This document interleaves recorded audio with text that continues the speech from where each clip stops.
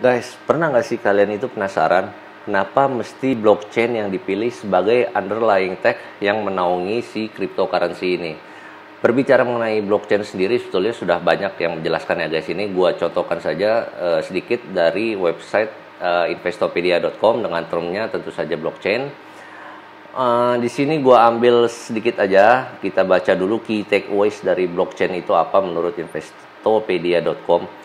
Key takeaways yang pertama sepertinya yang paling utama nih guys, blockchain is specific type of database ya.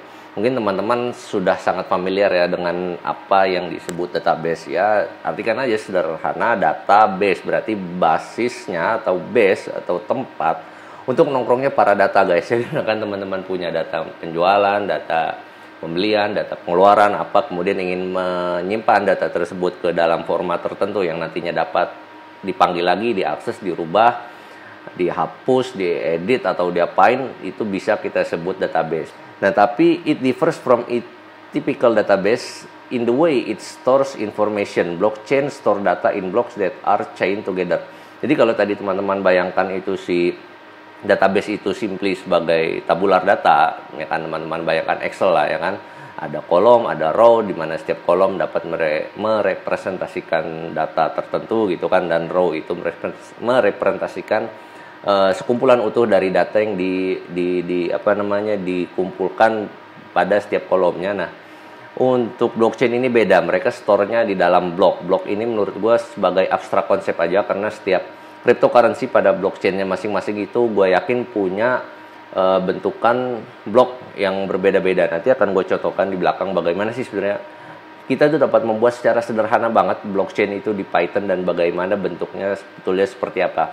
Karena itu gue bilang tadi bloknya ini pada blockchain ini sebenarnya abstrak konsep, di mana setiap kreator dari blockchain itu dapat menentukan bentuk bloknya mereka sendiri. As new data comes in, it is entered into fresh block. Once the block is filled with data, it is chained onto the previous block, which makes the data chain together in chronological order. Kalau teman-teman sudah sempat mengeksplor tadi di awal Ganashe ya, itu kan teman-teman bisa lihat kan, setiap ada transaksi baru di situ di mining, barulah tercipta blok gitu ya. Jadi kan blok itu kan informasinya isinya itu berisikan informasi mengenai transaksi, setiap transaksi yang ada berkaitan dengan blockchain tersebut. Jadi kalau nggak ada transaksi, ada kemungkinan besar bloknya nggak akan tercipta guys. Kemudian teman-teman bisa baca sendiri, lebih detailnya bisa teman-teman pelajari sendiri. Database is collection of store electronically on computer system. Nah, di sini juga ada penjelasan singkat ya mengenai database. Spreadsheet, nah spreadsheetnya kan Excel. Karena udah terrebranding kita dengan produk Microsoft menyebutnya Excel, padahal nama aslinya spreadsheet guys.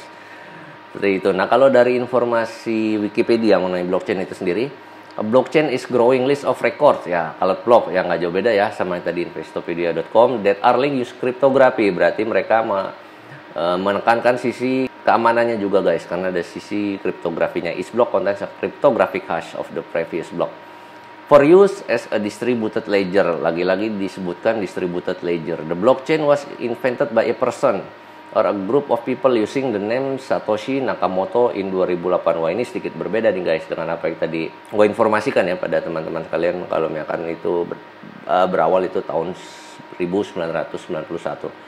Nah, ini gue coba cari aja blockchain in 1991. Di sini the blockchain technology was described in 1991 by the research scientist Stuart Haber. Kita buka aja ini halamannya.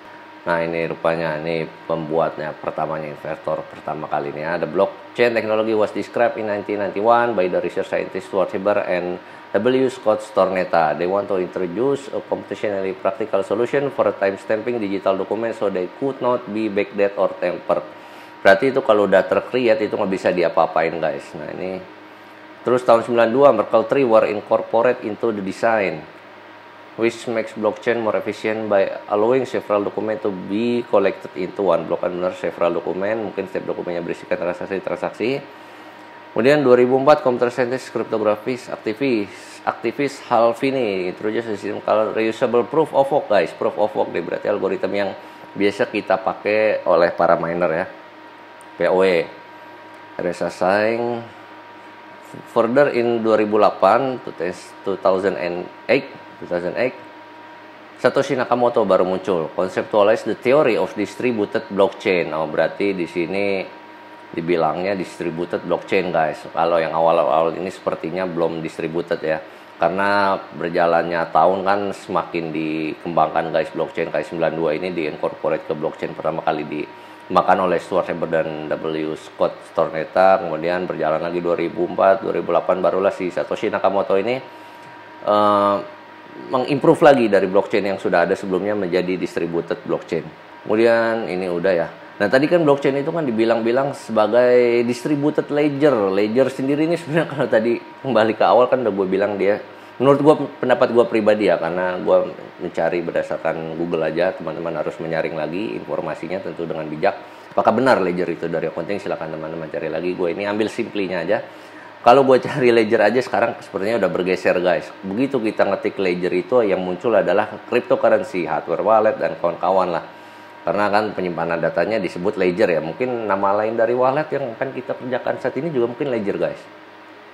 Nah, baru kalau kita cari berdasarkan what is general ledger, baru nih tampil nih. Mungkin anak-anak akuntansi ini udah umum banget sih ngeliat kayak gini nih. Kayaknya pelajaran SMA awal-awal nih yang bikin gua itu bingung juga ngertiin kayak gini nih. General ledger sampai kita beli bukunya, guys, yang gede-gede kayak gitu kan.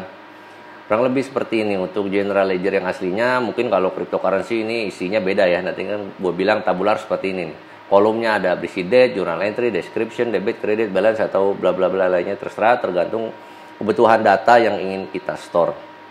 Nah, kalau data berbentuk kertas ini kita komputerisasi, menaruh secara digital, itu disebutnya sebagai database, guys. Lebih sederhananya seperti itulah, karena kalau konsep database secara umum kan banyak banget ya. Nanti ada yang bilang RDBMS lah, Relational Database Management System atau apa, dan kawan-kawannya ada NoSQL dan lain-lain ya.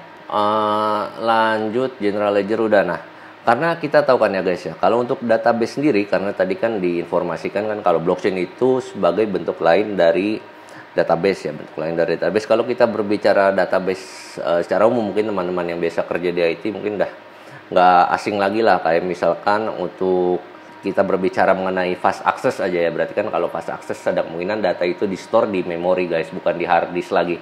Situ ada yang namanya Redis. Redis ini seperti ini. Kurang lebih ini juga sering gue pakai adalah in memory data structure store. Berarti si Redis ini dia menaruh data di memori, guys. Ini untuk akses ini sangat cepat si Redis ini. Terus misalkan kita berbicara mengenai enterprise database, sebutlah Oracle ya. Oracle Database, Integrated Cloud Application. Oh, sekarang mereka sudah bergeser, guys. Sudah lama bergeser dari database doang. Sebenarnya bukan udah lama sih produknya. Kalau gua dari dulu sering pakai, memang selalu berkaitan dengan database, guys. Mau BI, Business Intelligence, dan lain-lain itu Oracle kuat lah bersaing dengan IBM dan apa ya. Ya banyak lah, Microsoft juga ada di situ. Kalau mau NoSQL database yang mulai populer belakangan ini juga banyak, guys, database-nya. NoSQL database, manajemen database relasional memiliki 4 jenis gitu kan. Kayak misalkan apa ya NoSQL itu. Coba kita lihat isinya MongoDB, CouchDB, Cassandra, Redis. Oh, Redis juga rupanya NoSQL ya. Karena memang ketika kita select dari Redis itu query-nya nggak kayak query SQL standar ya, select bintang from bla bla bla bla gitu, nggak kayak gitu sih. Redis ini agak beda.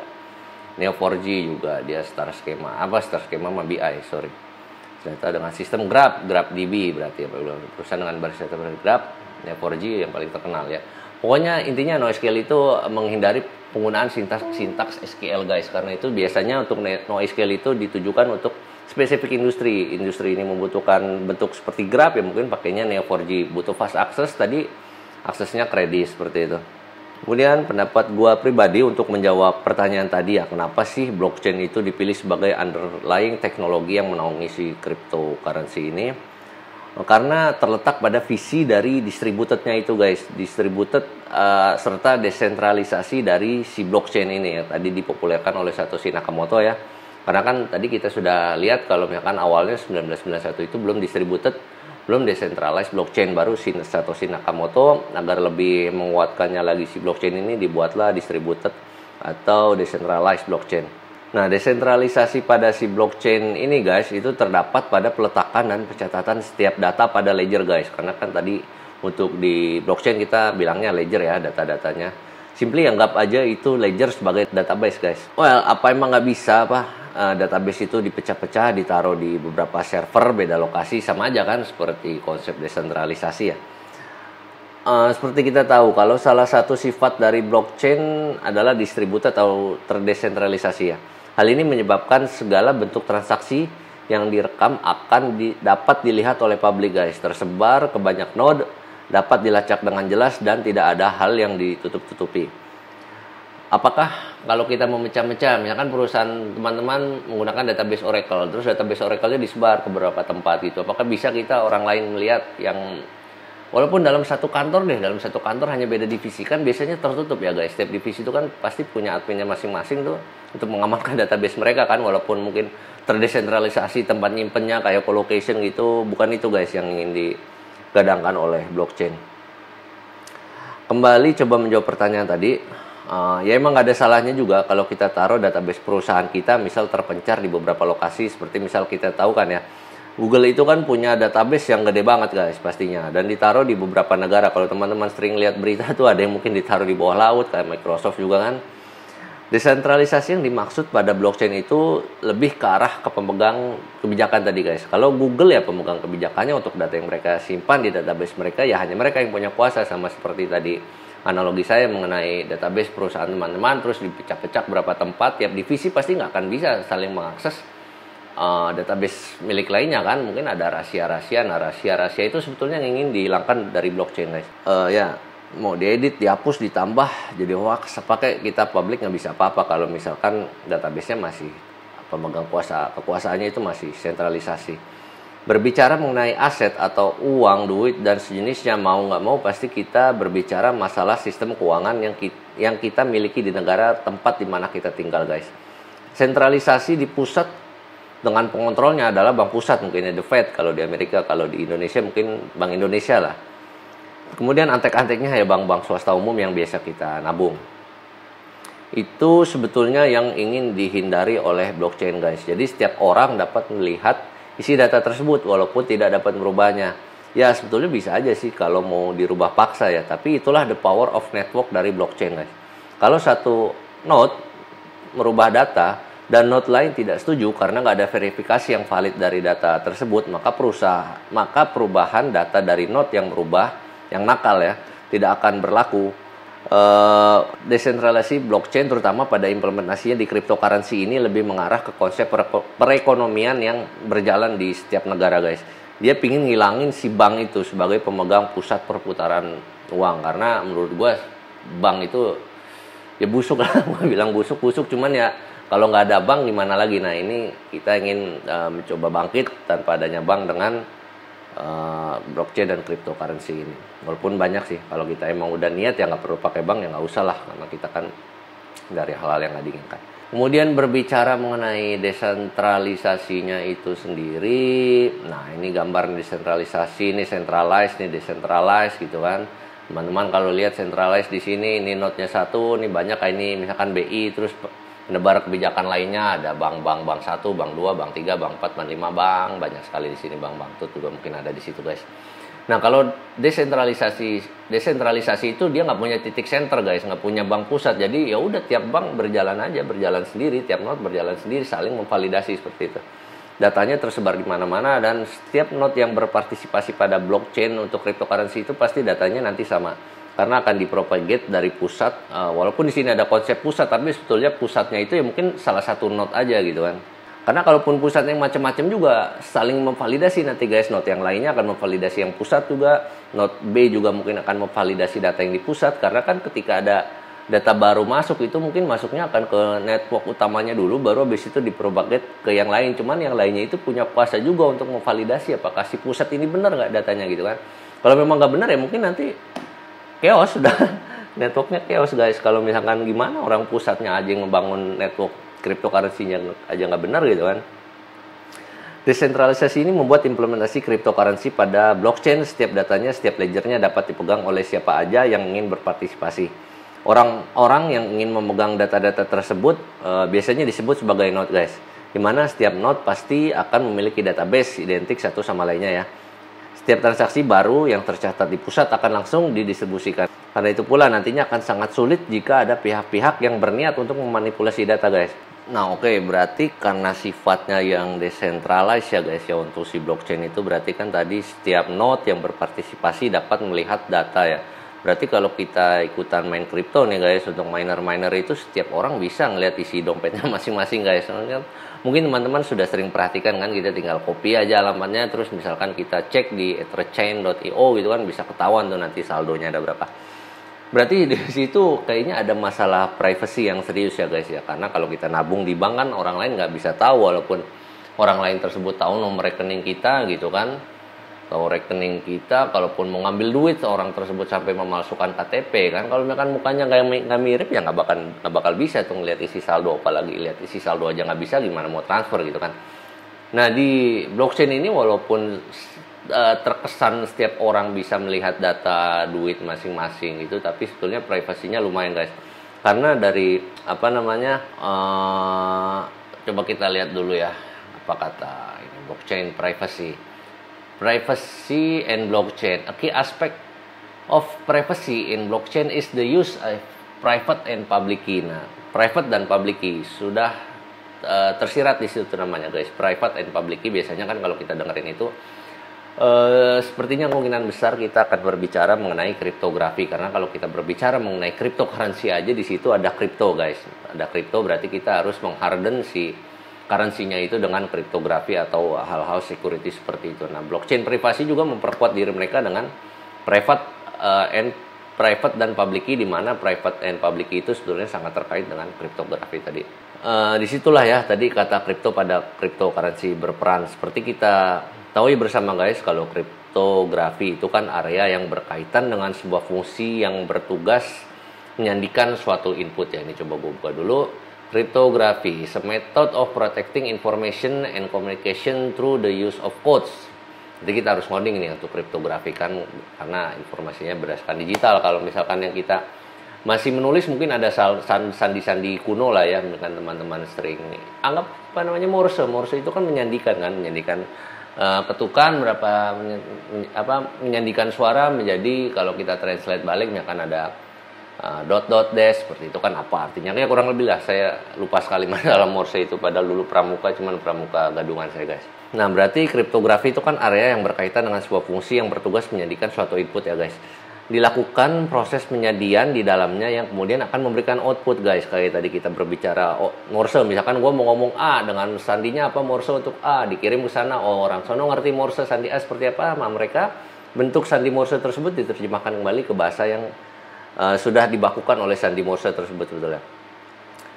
Nanti teman-teman dapat perhatikan kalau setiap sisi dari penerapan cryptocurrency itu dalam blockchain sebetulnya berpedoman dengan kriptografi. Walau jika kita berbicara mengenai blockchain-nya itu sendiri yang lebih umum ya, guys, dalam arti kata kalau kita berbicara mengenai blockchain belum pasti kita berbicara mengenai implementasi dari kriptografi. Karena kalau teman-teman lihat tadi di awal kan 91 tadi kan masih belum ada ini ya, sepertinya masih belum ada sisi dari justru dari awal sudah dibentuk dengan sisi kriptografi, guys. Berarti kalau gitu gue koreksi perkataan gue yang tadi, kalau kita berbicara mengenai blockchain, tapi sebetulnya gue nggak yakin banget sih kalau misalkan kenapa gue nggak yakinnya itu kalau kita berbicara blockchain itu melulu mengenai masalah kriptografi, karena kalau pendapat gue pribadi itu ketika kita berbicara mengenai blockchain itu kita berbicara sebetulnya masalah bentuk dari database-nya itu sendiri, blockchain itu seperti apa. Karena kan tadi kan dibilang kan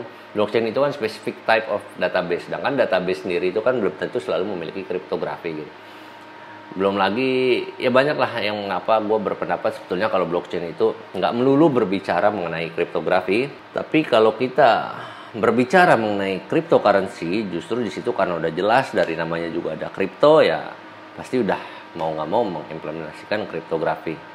Kurang lebih, cuman info dari Java Point ini justru dinyatakan kalau they develop a system using the concept of cryptography secure chain of block to store the timestamp document. Berarti memang kalau dari historinya si blockchain itu dikembangkan berdasarkan kriptografi. Berarti pendapatnya ya, mungkin kenyataannya yang ada sebetulnya kalau kita berbicara mengenai blockchain berarti kita mau nggak mau pasti ada berbicara mengenai konsep kriptografi di dalam. Sifat lain yang dimiliki oleh si blockchain itu sendiri ada yang dinamakan dengan immutability, guys. Nah, untuk teman-teman yang udah biasa ngoding, sekali lagi mungkin nggak asing kali ya. Di Python itu sendiri ada tuple, integer, string, dan lain-lain yang bersifat immutable. Dan list yang bersifat mutable. Langsung aja ini gue contohin apa sih bedanya sebetulnya. Oke guys, nah ini gue ada beberapa link, cuman yang dibuka di sini gue cukup 2 aja ya guys, biar simple. Nanti gue untuk detailnya biasa kan gue taruh di kolom deskripsi nanti. Mutability and immutability in Python. Let's break it down. Ini ada di Medium. Gue nggak akan jelaskan secara, maksudnya gue nggak akan bahas si tulisan ini secara detail ya. Nanti teman-teman bisa buka linknya sendiri. Nah ini gue contohin aja langsung di Pythonnya. Nah ini gue jalanin Python ya, pakai ini aja guys, pakai command prompt aja lah biar gampang ya kan. Kalau tadi itu intinya sih simplinya itu immutable itu yang kayak tadi ingin dijabarkan oleh si penggagasnya nih lo guys. Jadi mana nih? Could not be backdated or tempered, jadi nggak bisa diapa-apain itu si blockchainnya guys. Mau lo edit itu nggak bisa, mau lo delete nggak bisa. Kalau nambahin juga ada konsepnya masing-masing, karena sifatnya immutable itu nambahinnya itu berbeda dengan kita memasukkan data secara manual. Nanti konsepnya seperti apa bisa kita lihat nanti di bawah guys. Ini contoh ya. Kalau kita kan tadi udah diberikan informasi kalau integer itu dia tipe datanya bersifat immutable ya. Kalau misalkan kita cek di sini 2, integer itu kan 2 ya, berarti kelasnya integer kan. Kalau kita cek ID dari 2 itu adalah nih ID-nya sekian ya, teman-teman nanti bisa baca sendiri. Kemudian kalau kita cek ID yang lainnya lagi, angka lainnya misalkan 3, ID 3 itu sekian. ID 2 dan 3 beda ya. Kemudian kita buat variabel di Python X, sebutlah X ya biar gampang. Terus kita isikan dengan 2 tersebut. Kita cek ID dari X, itu ID-nya sama seperti ID yang ini guys, tadi di atasnya. Kalau teman-teman perhatikan, di sini 830176 belakangnya sama ya, 830176. Kalau teman-teman mau baca dari awal juga nggak masalah, karena ini kedua ini sama. Kemudian coba kita tambahin, kita rubah nilai dari X. X berarti sekarang nilai X adalah 3. Kita cek ID dari X, sekarang adalah ID-nya ID dari 3 ini guys, sama seperti ini ya, sudah berubah dari ID angka 2. Itu jelas ya, berarti walaupun tadi kita awalnya menggunakan X itu menggunakan 2, tapi rupanya ketika dia ditambahkan berubah ID-nya. Hal itu mengindikasikan apa? Kalau misalkan immutable itu benar-benar nggak bisa ditemper guys. Kalau udah 2 itu ID-nya sekian ya sekian, mau lo apain juga nggak bakal bisa diapa-apain gitu. Nah ini gue contohin lagi sedikit. Ini misalkan kita bikin tuple ya, tadi mungkin lebih cocok kalau kita berbicara mengenai block of data itu disimpannya di tuple, karena list sama tuple itu kan salah.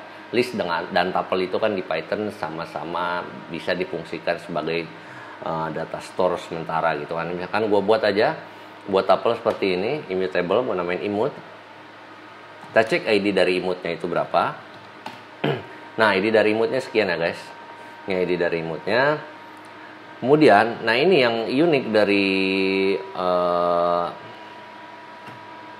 data immutable itu, kalau mau nambahin data itu kita nggak bisa. Misalkan kalau teman-teman bisa nanti deh cek fungsinya masing-masing. Nah untuk menambahkan si immutable itu, menambahkan data di immutable itu, dia harus membuat penyimpanan baru guys. Karena kalau teman-teman perhatikan tadi di awal kan ID 2 mau berubah jadi 3, itu dia akan membuat storage data baru. Sedangkan storage lamanya di memori ini kan ID ini kan mengarah ke address atau alamat di memori ya guys ya. Karena itu angka 2 sama 3 karena disifatnya immutable, jadi nggak bisa saling bertukar tempat. Nah ini yang tuple ini untuk merubah, sama fungsinya seperti tadi ID 2 ke ID 3 itu. Coba kita cek sekarang ID dari immutnya.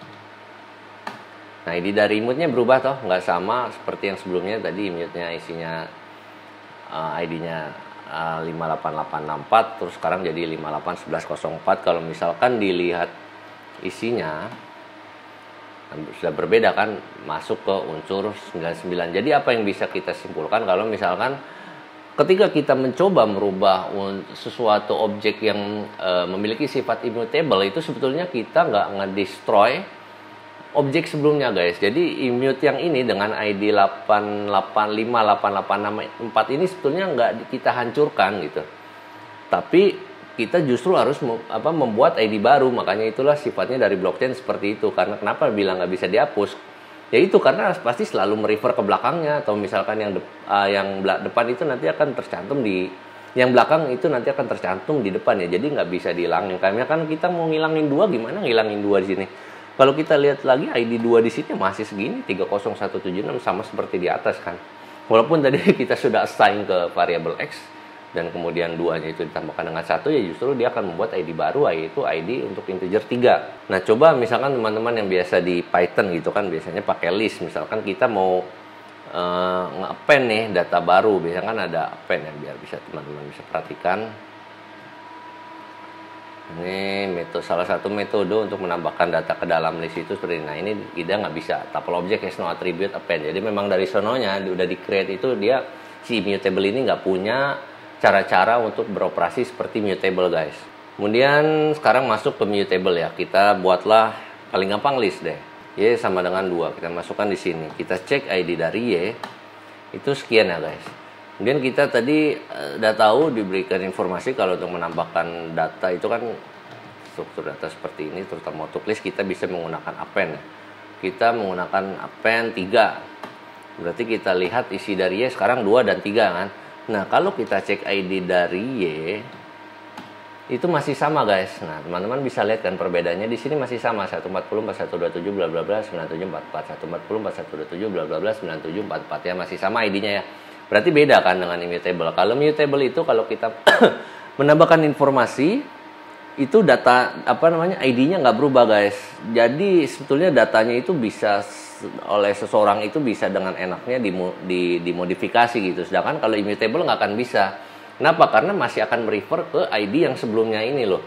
Kayak tadi misalkan immute 99 ya. Ini udah ditambahkan kan ID-nya jadi sekian. Tapi kalau kita nanti merefer ke ID sebelumnya yaitu 1405884 itu nanti pasti akan dapatnya ini gitu. Tapi karena memang ini gue berbicara di Python, gue nggak bisa manggil seenaknya aja di memori dengan ID sekian, itu nggak bisa. Tapi kalau di blockchain itu bisa. Jadi misalkan anggaplah ini ID block sebelumnya ya, bisa dipanggil itu ID block sebelumnya. Nanti isi datanya itu ini guys. Nanti ketika sudah bloknya itu berubah, bermodifikasi, misalkan masuk blok baru ya, masuk ke transaksi baru, ada blok baru gitu kan. ID-nya berubah jadi sekian, tapi nanti di ID ini akan merefer ID lamanya 58864, di mana nanti 58864-nya itu bisa dilihat datanya itu seperti apa. Kalau teman-teman lihat data 58864 juga kan masih terbawa di sini, yang nggak bisa dimodifikasi sama sekali guys. Oke guys, jadi dari contoh-contoh immutable di atas tadi barusan di sini ini, itu juga diturunkan ke immutable si blockchain guys. Ya, transaksi yang sudah terekam di blockchain itu nggak akan bisa dirubah. Walaupun demikian, transaksi tetap dapat ditambah tentu saja dengan membuat record baru guys. Kayak tadi udah contohkan ya, kalau kita mau nambahin data ke si immute ini, sebetulnya kita tuh membuat immute baru gitu, karena ID-nya immute ya. Walaupun sama-sama namanya immute, itu kan tapi ID-nya beda gitu loh. Nah, yang nggak bisa dirubahnya itu kalau dari blockchain mungkin isi record tersebut ya, seperti tadi udah gue jelasin di atas. Bagaimana caranya si record nggak dapat dirubah ya, walaupun bahasa pemrograman yang gunain Python ya guys, tapi yang namanya tuple itu kan dari sononya emang udah bersifat immutable, bahkan di C itu pun tuple itu pun bersifat immutable. Meskipun demikian, mengenai immutable tetap dalam implementasinya di blockchain itu guys lebih ditingkatkan lagi derajatnya, jadi nggak asal seperti tadi aja gue jelaskan menggunakan Python ya. Sehingga didapatkan derajat yang lebih advance dan juga dirasa lebih aman guys. Jadi singkatnya, untuk immutability di blockchain itu kriptografi plus blockchain hashing process itu immutability. Coba kita cari ya mengenai kriptografi blockchain. Nah, ini artikelnya juga ada di Medium, teman-teman bisa baca. Memang banyak yang mengatakan kalau immutability di ini nih, how immutability is achieved di blockchain itu berbeda seperti yang sudah diterapkan di Python. Kalau Python tadi kan sudah jelas nggak bisa ada metode append, nggak ada metode pop, nggak ada metode add atau dan lainnya yang bisa berlaku sebetulnya metode-metode tersebut di data storage seperti list gitu kan, atau misalkan dictionary. Nah ini kurang lebih seperti ini nih kalau berdasarkan artikel di Medium, dan sangat berkaitan juga dengan kriptografi guys. Nah ini kriptografi plus blockchain hashing proses sama dengan immutability. Jadi inilah immutability yang tingkatkan derajatnya pada implementasi blockchain guys. Ini untuk dari artikel di Dizon, how immutability is achieved, rata-rata hampir sama. Lebih seperti itu, kriptografi plus blockchain hashing proses sama dengan immutability.